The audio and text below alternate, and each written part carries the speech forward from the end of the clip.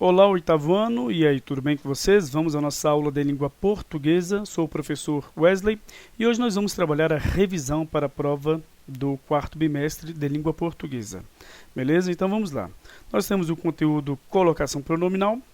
Vocês se lembram então das regras de colocação pronominal? As regras de próclise, ênclise e mesóclise obrigatórias, ou mesmo aquelas facultativas, ou as regras, por exemplo, de colocação pronominal nas locuções verbais. Então, nós temos, logicamente, que lembrar de todas essas regras, tá? Para poder, então, fazer a análise de cada alternativa, beleza? Então, vamos lá, temos aqui. Assinale a frase com erro de colocação pronominal. Tudo se acaba com a morte, menos a saudade. Nós temos, então, de achar, olha só a forma de se analisar. O verbo com pronome, estão aqui, e observar se a palavra que vem antes destes dois é, então, uma palavra atrativa. E é uma palavra atrativa, a palavra tudo. Por quê? Porque é um pronome indefinido. Todos os pronomes, a não ser os pronomes que começam com P, são pronomes que vão, então, funcionar como palavras atrativas, tá? Então, somente, ou seja, os pronomes pessoais do caso reto, pessoais do caso oblíquo, pronomes de tratamento, começou com T, mas são pronomes pessoais de tratamento.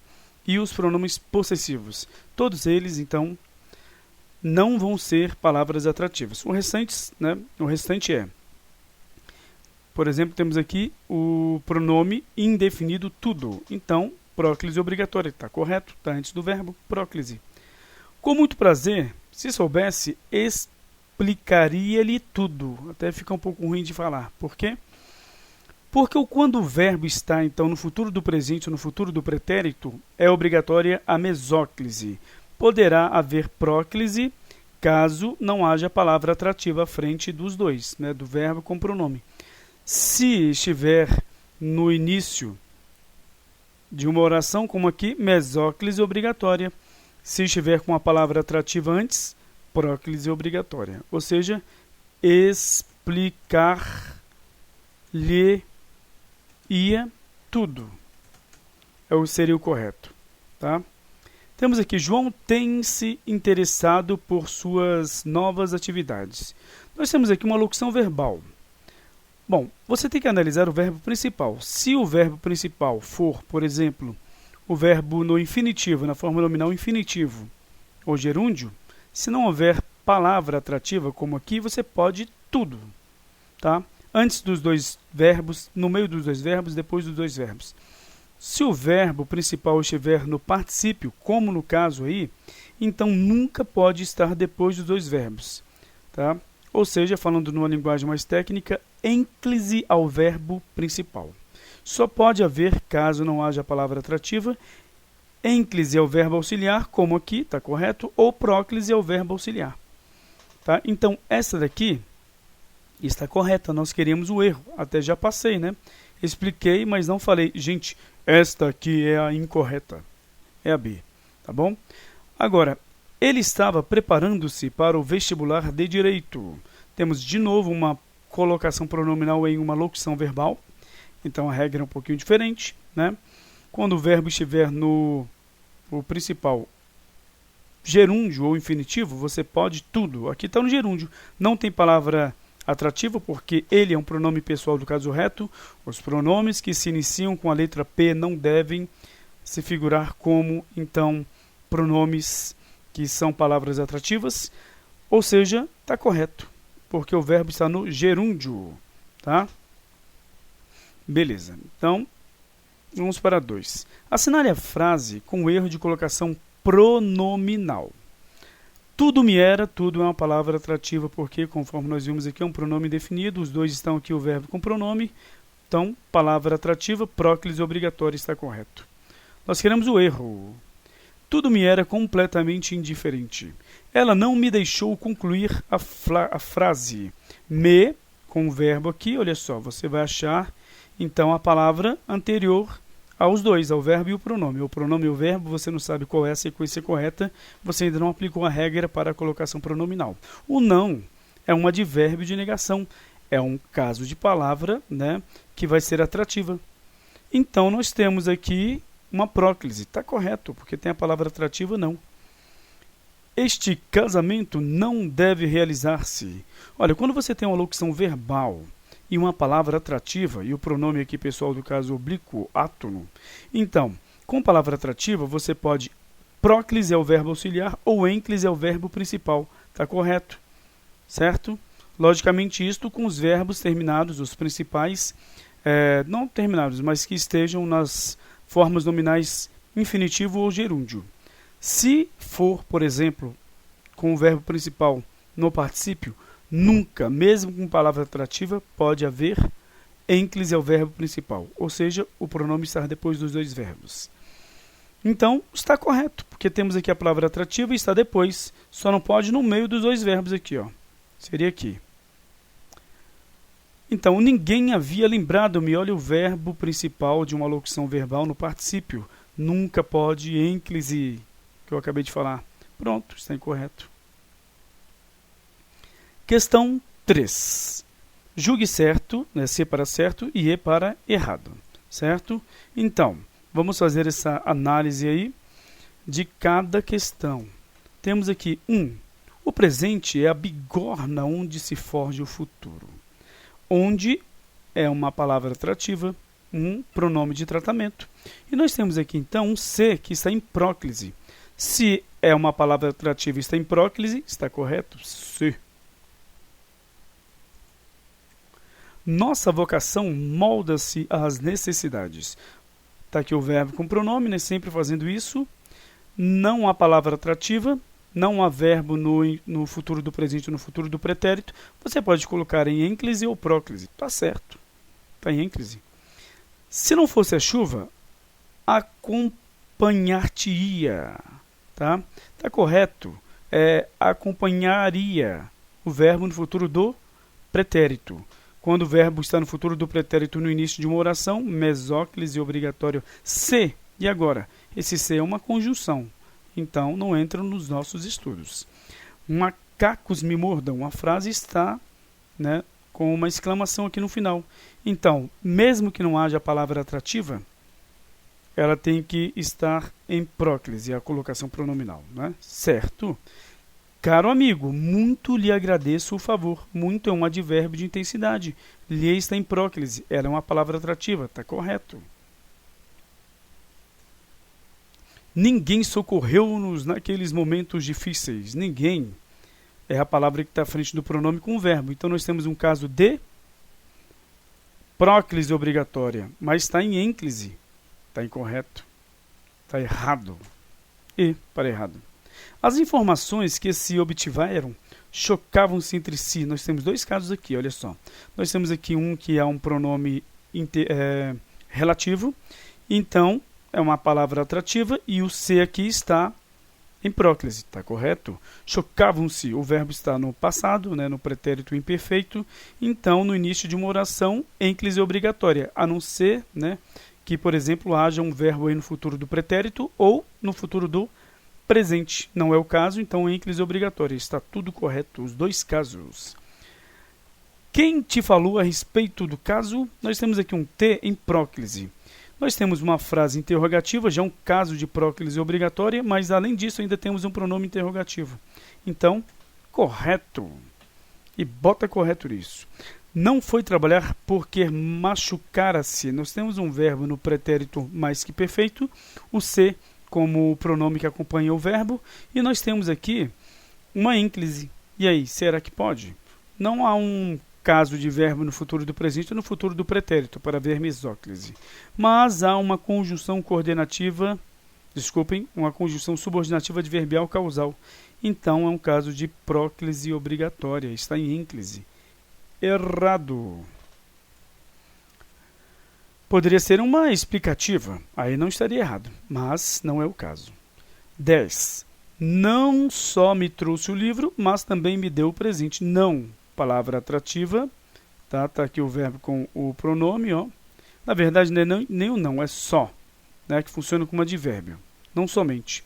Então, palavra atrativa, né, me trouxe o verbo com pronome, mas também me deu. Esse me deu aqui pode ser em próclise ou em ênclise, tá? Porque aqui nós temos uma locução conjuntiva aditiva, tá? Então, certo.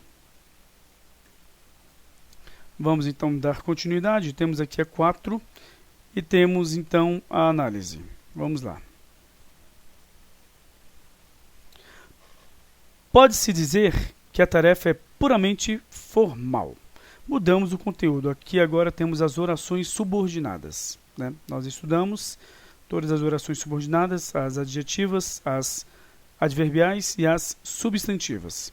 Vamos analisar então. Olha só, a oração destacada é subordinada. Olha, primeira coisa, para analisar a oração nós temos de fazer perguntas. Primeiro faça a pergunta isso, para substituir toda a oração. Depois você faz a pergunta, aliás, substitui o que, aquilo que liga as duas orações, por o qual. E aí você vai ter que analisar que palavra que liga as duas orações, tá? Se nenhuma das respostas, né, for plausível, então você vai concluir que é adverbial. Se você substituir por isso e der certo, é substantiva. Substituir somente a palavra que liga, né, as duas orações por o qual, ou a qual, os quais, as quais, ou seja, todas as variações, então vai ser adjetiva. Se substituiu pelas duas formas e não deu certo, é adverbial. Nem sempre isso aí vai dar certo. Então aí você vai ter de substituir por substantivos, por adjetivos ou então por advérbios, certo? Então beleza, pode-se dizer isso. Acabou, é substantiva. Já achamos. Marque X na alternativa que tenha uma oração adjetiva. A 5 aqui. Olha só, nós vamos direto para, então, oração. Beleza? Temos aqui, olha só, então. Pedro, que era advogado, chegou para defendê-lo das acusações.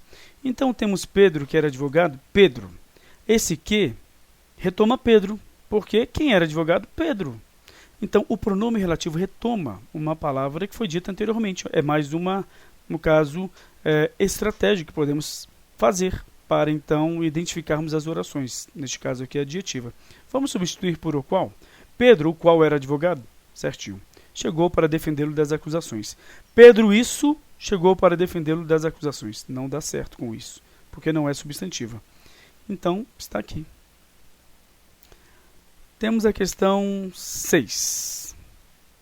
Marque X na alternativa que tenha uma oração subordinada adverbial. Vamos analisar uma por uma nessa daqui. Faltou aqui um... Só um momento.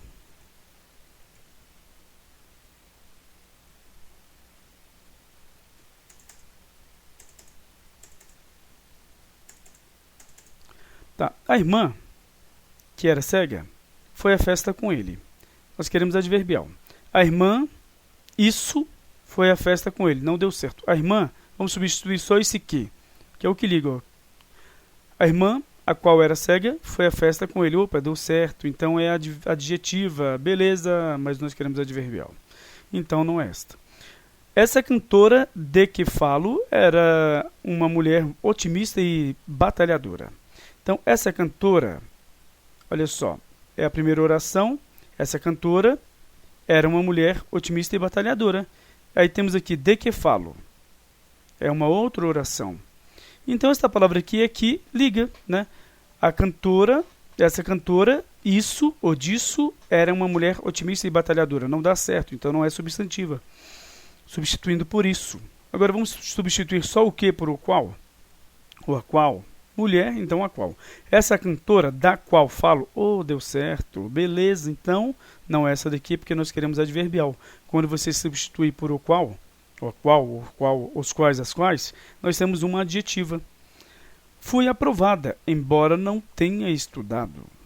Fui aprovada isso, deu certo? Não.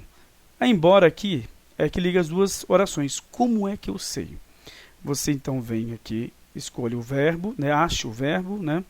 Então, e você vai fazer as perguntas ao verbo. Quem foi aprovada? Eu.